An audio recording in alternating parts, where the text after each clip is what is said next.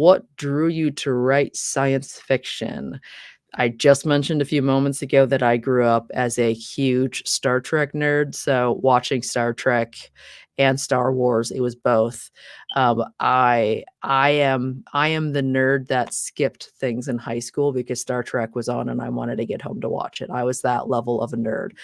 Why I liked science fiction, I don't think I could answer that in the slightest. I have no idea why it was that that was the sort of stuff when I was a kid that I liked. Science fiction, and actually I would say I probably like fantasy a little bit more, and that's, Princess Bride and like that whole stuff that I actually probably like fantasy slightly more. It was just weird. It was weird. It was out there. Why does my brain like that? I don't have a good answer for you. Wow, this is a thrilling fireside Q&A. This is just like non-answer after non-answer. All right, so what's the next one that I cannot answer? How do you balance scientific accuracy with creative freedom? Oh. I am one of those hyper pedantic people who gets really, really annoyed when science stuff is shown wrong. The amount of movies and TV shows, and it just drives me absolutely crazy. Everything from showing gravity wrong to mistakes in physics, and I lose my marbles when things are just completely inaccurate.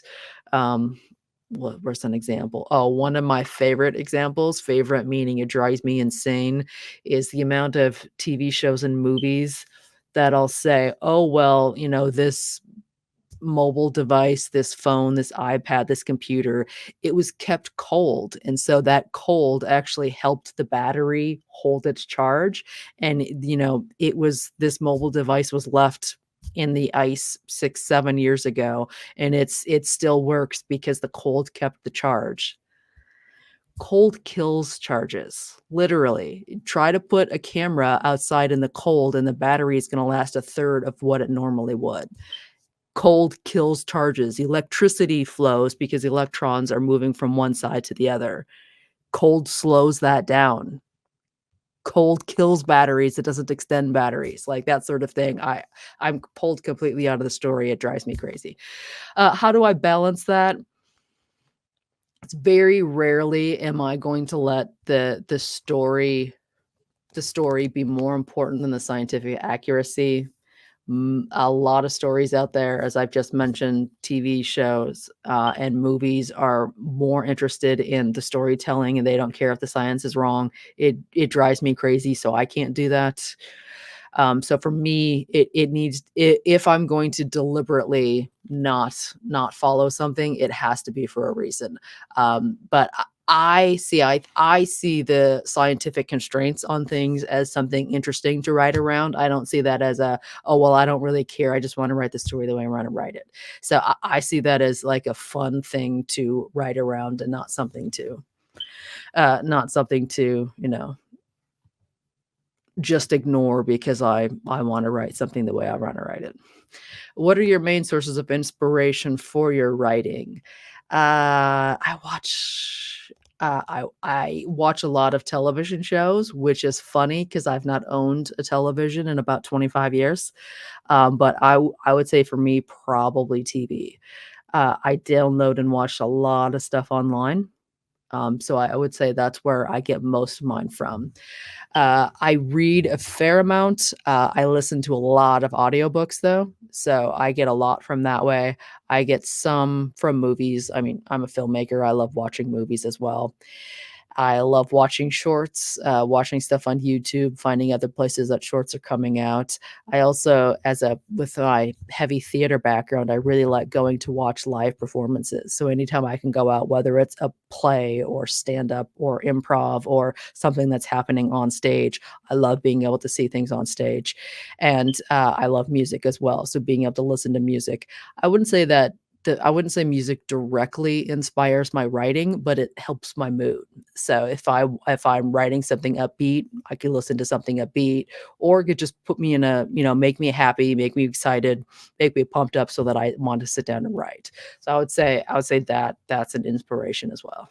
How do you address the evolution of societies and cultures in your work? Wow.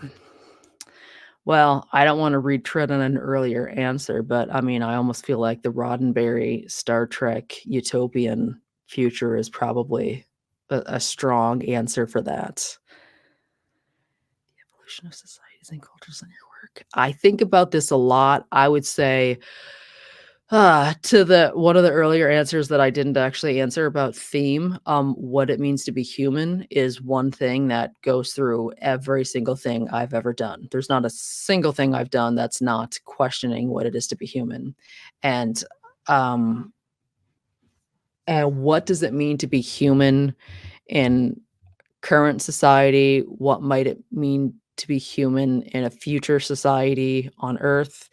What it might mean to be human in a different solar system where you are the only human being and you're surrounded by alien life forms. What does it mean to be human in those situations?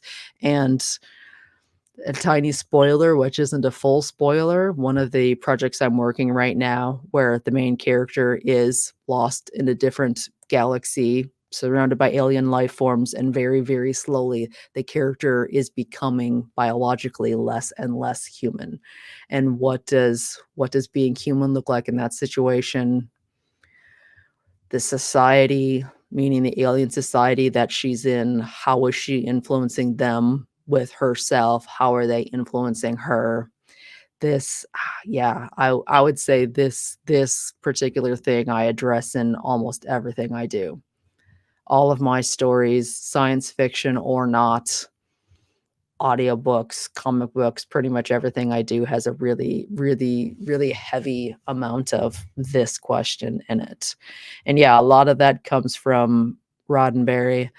I'm also a really big fan of Joe Straczynski and the whole Babylon 5 universe, and this plays up that. And it's kind of funny that the Star Trek universe is very much utopian, whereas the Babylon 5 universe, first of all, it's much more closer to present day, where Star Trek is 3, 400 years into the future. Babylon 5 is more like 150, 200 years in the future, so it's closer to now. But it is very much extended from what our society currently is. The Babylon 5 universe hasn't gotten to the point of utopia. Very much all of our same human issues now are presented there. So yeah, I would say some of the seminal works in my personal obsessive life all deal very much with this. Yeah, this is, I would say, it's probably one of my cornerstone storytelling techniques, probably what I would say.